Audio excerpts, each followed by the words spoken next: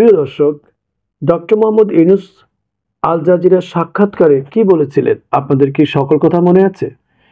কিছু কিছু কথা তিনি খুব গুরুত্ব সহকারে বলে গিয়েছেন।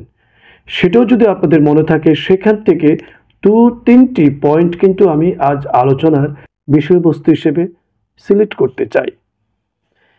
যদি আমি ফার্স্ট প্রায়োরিটি দিই, 1 নাম্বার হলো তিনি কোনো এক জায়গায় বলেছিলেন অন্তর্বর্তীকালীন সরকার যদি প্রয়োজন হয় সংস্কার এবং নির্বাচনের দুটোকে একসাথে এগিয়ে নিতে তাহলে সময় হয়তো 4 বছরের বেশি লাগবে না। তার মানে কি 4 বছর একটা মেয়াদকাল তিনি উত্তীর্ণ করতে চান। এখানে কিন্তু বিএনপি এবং অন্যান্য রাজনৈতিক দলের একটা ভয়। আচ্ছা, দ্বিতীয় নাম্বার তিনি বলেছেন তারা এমন একটা নিয়ম পরিবর্তনে আনতে চান সেখানে থাকবে যে কোনো রাজনৈতিক দল যদি ক্ষমতা আসে অবশ্যই তারা 4 বছরের বেশি ক্ষমতা থাকতে পারবে না। অর্থাৎ একটা রাজনৈতিক দলের ক্ষমতায় প্রধানমন্ত্রীত্বের মেয়াদ থাকবে মাত্র 4 বছর। তাহলে ওনারা থাকতে চাচ্ছেন 4 বছর। যারা ক্ষমতা আসবে তারা 4 বছর পর পর দেশে নির্বাচন হবে, 5 বছর নির্বাচন হবে। এই ধরনের দীর্ঘায়িত সময় জনগণ মেনে নিতে চায় না, আনইজি ফিল করে। বিশ্বের উন্নত গণতান্ত্রিক রাষ্ট্রে কিন্তু 4 বছরই রয়েছে, যেমন আমেরিকার কথাই বলি, আবার ব্রিটেনের কথাই বলি।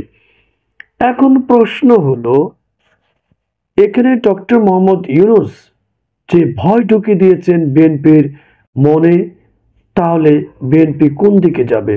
আমরা তো জেনেছি বিএনপি অলরেডি তাদের নেতাকর্মীদের কন্ট্রোল করতে পারছে না। প্রত্যেকটা জায়গায় তারা আওয়ামী লীগকে না পেয়ে খালি মাঠে গোল দিচ্ছে। এই গোল তারা যেন এক একজন এক একটা মেসির মতো, আর এক একজন মেসির মতো যেন এক একজন অপরাধের বারুদ হয়ে তারা নিজেদের মধ্যে ঘষাঘষি, ঘেঁষাঘেঁষি, মারামারি, দখলদার, সংঘাত, ক্ষমতার লড়াই শুরু করে দিয়েছে। তাহলে এই নির্বাচন যত দীর্ঘায়িত হবে বিএনপি ততই জনগণের কাছে আওয়ামী লীগের মতো পচা দুর্গন্ধ একটা দল হিসেবে পরিপূর্ণভাবে না হোক আংশিকভাবে ফুটে উঠবে।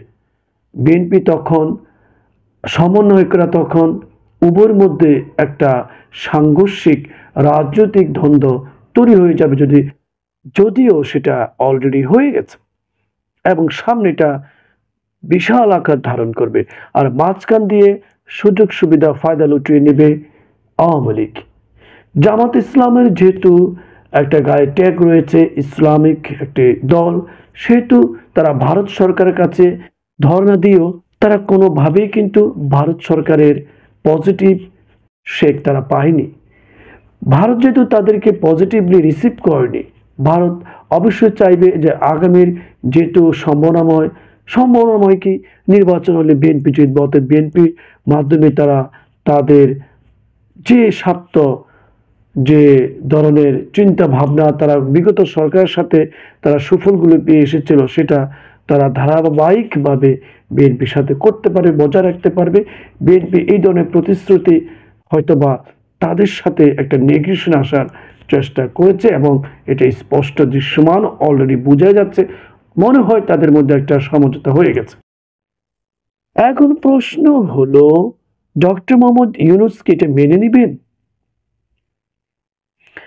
সমন্বয়করা যেহেতু এখন পর্যন্ত ভীষণভাবে উপদেষ্টা মণ্ডলীদের কন্ট্রোল রাখার চেষ্টা করছেন, তারা কি এটা মেনে নিবে? রাজনৈতিক একটা দল নিয়ে যদি তারা হাজির হয়, -2 ফর্মুলা যদি দু দলকেই ফেলে দেয়, তাহলে কিন্তু তৃতীয় দল হিসেবে কিন্তু এই দলটা বাজিমাত করলেও করতে পারে। আমাদের দেশের জনগণ কিন্তু একসময় বলা হতো তারা ভোট কেন্দ্রে গেলেই, সিল দিতে গেলে ধানের শীষ অথবা নৌকা দেখলে আবেগ আপ্লুত হয়ে যায়।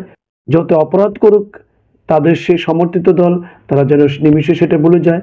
কিন্তু এতগুলো বছর অপরাজনৈতিক চর্চার ফলে এত হত্যা, এত লুণ্ঠন, এত অর্থ পাচার, দুর্নীতি, প্রত্যেকটা সেক্টর সম্পর্কে এখনকার গণমাধ্যমে, ইউটিউবে, ফেসবুকে, পত্রিকা, টেলিভিশনের মাধ্যমে জানার ফলে একজন রিক্সাওয়ালা থেকে শুরু করে একজন উচ্চশিক্ষিত মানুষ যেভাবে জানে, আগে যেরকম জানার সুযোগ ছিল না, এই জানলেওয়ালা জগতে এই সময়ে জনগণ কি এই দুদলকে মেনে নিবে? বিএনপির চরিত্রগুলো কি আওয়ামী লীগের মধ্যে দেখতে পেয়ে কি মেনে নিবে? মনে হয় না। মনেই হয় না। মনে হয় তৃতীয় কোনো শক্তি যদি সত্যিকারে সুন্দর গুছিয়ে যদি আবির্ভূত হয়, তাহলে আমি লিখে দিতে পারি তারা হবে আগামীর এদেশের শাসক। এবং তাই হোক, তাই হওয়া দরকার। এদেরকে শিক্ষা দিতে হবে। এদেরকে পারিবারিক রাজনৈতিক যে চর্চা, এটা এখান থেকে বের করে নিয়ে আসতে হবে। বিএনপি মানেই কি জিয়াউর রহমানের পরিবারের সদস্যগণ দলে হাল ধরবে? আওয়ামী লীগ মানেই কি শেখ পরিবারের লোকজন এটা হাল ধরবে?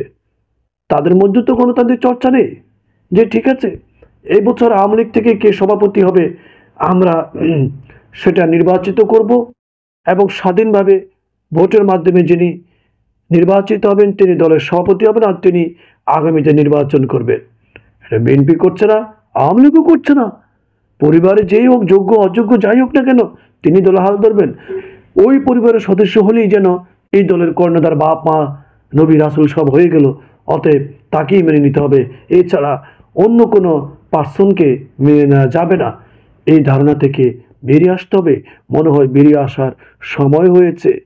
আপনারা দেখতে পাবেন, যেহেতু এখনকার গণমাধ্যম প্রত্যেকটি মানুষের কাছে খুব সহজে পৌঁছে যাচ্ছে, খুব শীঘ্রই একজন অশিক্ষিত মানুষ গণ্ডমূর্খ কিন্তু সচেতন হবে, জেগে উঠবে, নিজের অধিকার, নিজের ভালো মন্দ বোঝার তাদের ক্ষমতা তৈরি হয়ে যাবে। তারা আর দলের প্রতীক দেখে ভোট দিবে না। তারা ভোট দিবে যিনি যোগ্য, যিনি এদেশের দায়িত্বভার নিয়ে তাদেরকে উজ্জ্বল সুন্দর ভবিষ্যৎময় একটি রাষ্ট্র কাঠামো গড়ে তুলে দিতে পারবে, তাদেরকে ভোট দিবে। প্রিয় দর্শক, আপনারা ভেবে দেখুন, ডক্টর মোহাম্মদ ইউনূস তিনি যেভাবে তার নেতৃত্বে গুণে এই ১০০ দিন ক্ষমতার সময়গুলো পার করেছেন, অনেক ধরনের চড়াই উত্তরের মধ্যে দিয়ে একটা গুছিয়ে আসার মতো পরিস্থিতি তৈরি করে ফেলেছেন।